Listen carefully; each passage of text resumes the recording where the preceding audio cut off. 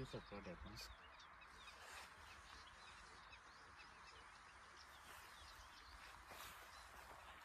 शेतकरी मित्रांनो नमस्कार. सर्वप्रथम आपल्या YouTube चॅनलमध्ये सगळ्यांचं स्वागत.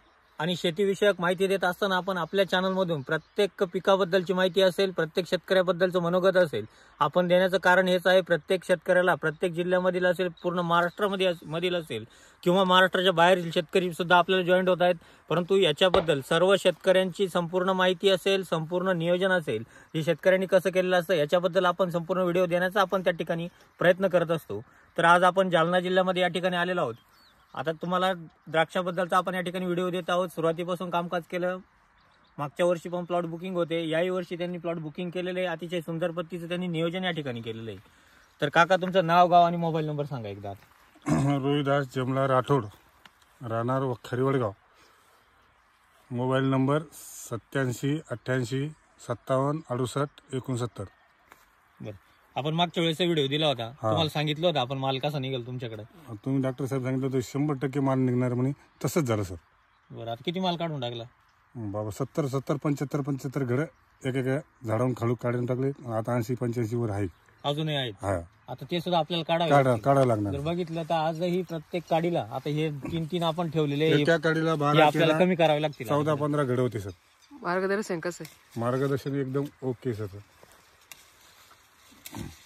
बाकी प्लॉटवाल्यांमध्ये ना आपल्यामध्ये काही चेंजेस वाटतं का? आता लय चेंजेस आहे सर. कामकाज केलं, व्यवस्थित नियोजन केलं, कुठली अडचण त्या ठिकाणी आली नाही. आता बघितलं तर पूर्ण तुमचं शेंडा असेल, तिरम्या असतील, हो अतिशय सुंदर पद्धतीचे या ठिकाणी प्लॉट तयार झालेले आहे. आता म्हणजे जवळजवळ तुमचा 25-27 दिवसाच्या दरम्यानचा प्लॉट आहे आता, बरोबर? हा.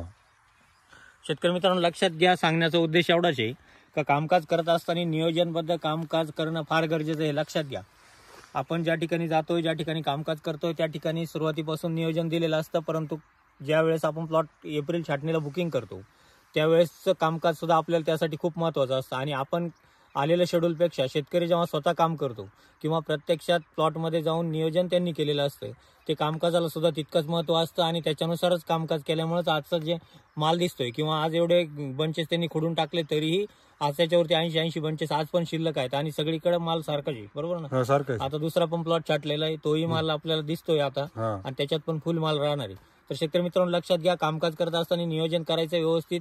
आणि सुरुवातीला तुम्हाला जे शेड्यूल येतंय लक्षात घ्या. आता आपण तुम्हाला छाटणीपूर्वी तुम्हाला या प्लॉटमध्ये व्हिडिओ दिलेला होता की आपण छाटणीपूर्वी आपण कशा पद्धतीने मुळी चालू करून घेणं असेल किंवा आपण त्याच्यासाठी दिलेले डोसेस असतील हे सोडल्यानंतर झाडामध्ये जे आपण स्टोरेज म्हणतो ते आपण कशा पद्धतीने तयार करू शकतो. मुळांभोवती साचलेले क्षार त्या ठिकाणी धुवून गेलेले असतात आणि त्याच्यानंतर आपण पुढचं कामकाज चालू केलेलं असतं.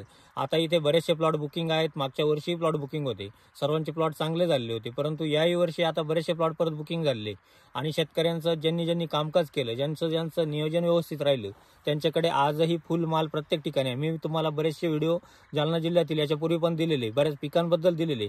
परंतु द्राक्षाबद्दल कामकाज करत असताना तुमचं 20-22 दिवसाच्या दरम्यान लक्षात घ्या, सुरुवातीपासूनचं नियोजन तुम्हाला याच्यापूर्वीचे व्हिडिओ दिलेले असतील. परंतु 20-22 दिवसाच्या दरम्यान आता याच्यानंतर आपण काय कामकाज करू शकतो किंवा कुठल्या अडचणी येऊ शकतात. तर आता लक्षात घ्या, 20-22 दिवसाच्या नंतर आता बऱ्याच ठिकाणी तुडतुड्यांचा प्रादुर्भाव त्या ठिकाणी होतोय. ही सर्वात महत्वाची बाब आहे. वातावरण क्लायमेट सगळीकडे छान आहे, परंतु छान असताना सुद्धा कुठेतरी ढगाळ वातावरण निघतंय, तुडतुड्यांचा प्रादुर्भाव वाढतोय. याचं कारण किंवा याच्यासाठी उपाययोजना ह्या पण आपल्यासाठी महत्वाच्या आहे. झाडामध्ये रोगप्रतिकार क्षमता चांगली असणं गरजेची, हे लक्षात घ्या. त्यानंतर नायट्रोजन लेवल आपल्याला मेंटेन ठेवणं पण गरजेची. ज्या ठिकाणी तुमची फॉस्फरस पोटॅश लेवल जास्त असेल तिथं नायट्रोजन देणं सुद्धा गरजेचं राहील, जेणेकरून झाडामध्ये रसरशीतपणा जास्त राहील, पानांमध्ये तुमचा तजेलदारपणा त्या ठिकाणी राहील, जेणेकरून कुठल्याही किडींना त्याच्यापासून प्रॉब्लेम येणार नाही, हे लक्षात घ्या. आणि जेव्हा आपल्या झाडामध्ये रोगप्रतिकार क्षमता असते तेव्हा पानांच्या वाट्या त्या ठिकाणी होत नाहीत, हे पण लक्षात घ्या. आता मला बऱ्याच व्हिडिओमध्ये कमेंट पण आल्या की पानांच्या वाट्या होत आहेत, त्याच्यासाठी काय करायचे. कालच्या परवाचा जळगाव जिल्ह्यातील 2-3 कॉल आले होते की त्यांच्याकडे हेच प्रॉब्लेम येत आहे की 35-36 दिवसाच्या दरम्यान प्लॉटांमध्ये ज्या पानांच्या वाट्या होत आहेत. आता लक्षात घ्या, ह्या पानांच्या वाट्या आतमध्ये का होत आहेत याचे कारण आपण त्या ठिकाणी समजून घेणं गरजेचे. त्याच्यासाठी आपण इथून पुढे आपण काय नियोजन करू शकतो. आता लक्षात घ्या, ज्यावेळेस आपल्याकडे नायट्रोजन इतर लेवलपेक्षा हाय होतं, लक्षात घ्या अतिरिक्त नायट्रोजन होतं, तेव्हा सुद्धा तुमच्या पानांच्या वाट्या होतात. त्यानंतर दुसरी गोष्ट की आपल्याकडे तुडतुड्यांचा प्रादुर्भाव वाढला तरीही आपल्याकडे पानांच्या वाट्या त्या ठिकाणी होतात, हे पण लक्षात घ्या. त्यानंतर आपण जे कामकाज करतो, कामकाज करत असताना पाण्याचा ताण सुद्धा आपल्याकडे पडायला नको, हे लक्षात घ्या. पाणी आपण मेंटेन ठेवणं गरजेचं आहे. तुमचं वॉटर मॅनेजमेंट मी याच्याबद्दलचे व्हिडिओ तुम्हाला दिलेले, त्याच्यानुसार तुम्हाला पाणीसुद्धा व्यवस्थित पद्धतीने देऊन घ्यायचं, हे पण लक्षात घ्या. त्यानंतर तुम्हाला सांगितलेलं आहे मी बऱ्याच व्हिडिओमध्ये की आपल्याला पोटॅश लेवलसुद्धा झाडामध्ये अवेलेबल करून ठेवणं गरजेची. थंडी कमी होण्याच्या अगोदर किंवा थंडी कमी आहे तोपर्यंत, थंडी वाढल्याच्या नंतर आपल्याला पोटॅश झाड अपटेक करत नाही, तोपर्यंत झाडामध्ये सगळं स्टोरेज आपल्याला अवेलेबल राहणं गरजेचं आहे, हे पण लक्षात घ्या. पानांच्या वाट्या होणार नाही. आता ठीक आहे, ज्या ठिकाणी असा प्रादुर्भाव झालेला आहे तुडतुड्यांसाठी, तुमच्या लोकलचे प्लॉट असेल, मी तुम्हाला सांगितलेलं आहे तुडतुड्यांसाठी UPL कंपनीचा उलाला लक्षात घ्या. UPL कंपनीचा उलाला तुम्हाला 200 लिटरला 60 ग्रॅम त्या ठिकाणी घ्यायचे आहे. त्याच्यामध्ये वरद बायोटेकचा एम्पायर प्लस साधारणतः 400 ml या प्रमाणात आपल्याला घ्यायचं आहे. त्याच्यामध्ये तुम्ही एम्पायर प्लस किंवा व्हॅलिन ॲग्रोचं निवान त्या ठिकाणी वापरू शकता. त्याचंही प्रमाण तुम्हाला 200 लिटर 250 ml या प्रमाणात आहे. ही फवारणी जर आपण करून घेतली तर तुडतुड्यांपासून अतिशय सुंदर रिझल्ट तुम्हाला त्या ठिकाणी दिसून येतील. त्यानंतर दुसरी फवारणी त्या ठिकाणी सांगतो तुम्हाला. सिंजेंटा कंपनीचा ॲक्ट्रा त्या ठिकाणी घ्यायचं आहे. ॲक्ट्रा घेत असताना 200 लिटरला 100 ग्रॅम, त्याच्यामध्ये कराटे 200 लिटरला 150 ml लक्षात घ्या. आणि स्कोर 200 लिटरला 100 ml. करप्याचाही त्या ठिकाणी प्रादुर्भाव होणार नाही, कुठली अडचण त्या ठिकाणी येणार नाही, भुरीचाही स्प्रे त्या ठिकाणी निघून जाईल. या पद्धतीच्या जर तुम्ही 2 फवारण्या काढून घेतल्या तर अतिशय सुंदर नियोजन तुम्हाला त्या ठिकाणी करता येईल, लक्षात घ्या. त्यानंतर ड्रिपचे ॲप्लिकेशन देत असताना या स्टेजला आल्यानंतर बऱ्याच ठिकाणी अडचणी येत आहेत. आता ह्या अडचणी कोणत्या येत आहेत हे पण समजून घेणं गरजेचं आहे की नंतर झाडांना गाठी येणं लक्षात घ्या. आणि बऱ्याच वेळेस देठांना गाठ आली की घडावरती सुकवा येतो. याच्यापूर्वी अनुभव आलेला असेल, बरोबर.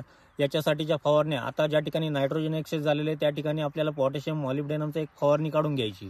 आणि ज्या ठिकाणी नायट्रोजन कमी असेल किंवा नायट्रोजन जरी लेवलमध्ये असेल परंतु तुमचं अमोनिकल नायट्रेट असेल किंवा नायट्रेट नायट्रोजन असेल, याच्या प्रमाणानुसार मी तुम्हाला मागच्या व्हिडिओमध्ये दिलेलं होतं की साधारणतः किती PPM नंतर आपण कामकाज करू शकतो. आता लक्षात घ्या, सर्वसाधारणपणे नायट्रोजन जर जास्त प्रमाणात वाढलं तर तुम्हाला त्या ठिकाणी नायट्रोजन जर तुम्हाला त्या ठिकाणी वाढलं तर तुम्हाला त्या ठिकाणी सोडियम मॉलिब्डेनमचा सुद्धा आपल्याला त्या ठिकाणी वापर करायचा, हे लक्षात घ्या.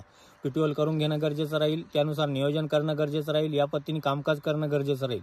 जर तुम्ही हे नियोजन व्यवस्थित केलं तर कुठली अडचण त्या ठिकाणी येणार नाही. ड्रिपमधून सुद्धा ॲप्लिकेशन देत असताना अमोनियम मॉलिब्डेनम 100 ग्रॅम लक्षात घ्या, पोटॅशियम शोनाइट 7 ते 8 किलो या प्रमाणात आपल्याला त्या ठिकाणी देऊन घ्यायचं. हे नियोजन जर तुम्ही व्यवस्थित केलं तर कुठली अडचण त्या ठिकाणी येणार नाही. तर शेतकरी मित्रांनो काय करा, याच पद्धतीचे नवीन व्हिडिओ असतील, बाकीचं नियोजन असेल, याच्याबद्दलचे व्हिडिओ तुम्हाला मी प्रत्येक ठिकाणून देण्याचा नक्की प्रयत्न करेल. आणि शेतकऱ्यांचा अनुभव, शेतकऱ्यांचं मनोगत सुद्धा तुमच्यापर्यंत पोहोचवणार. तर शेतकरी मित्रांनो काय करा, याच पद्धतीचे नियोजन बघण्यासाठी तुम्ही आपल्या चॅनल नवीन आला असाल तर सबस्क्राईब करून घ्या, लाईक करा, शेअर करायला विसरू नका आणि जास्तीत जास्त शेतकऱ्यांपर्यंत पोहोचवा, जेणेकरून प्रत्येक शेतकऱ्याला याची माहिती त्या ठिकाणी मिळायला मदत होईल. धन्यवाद.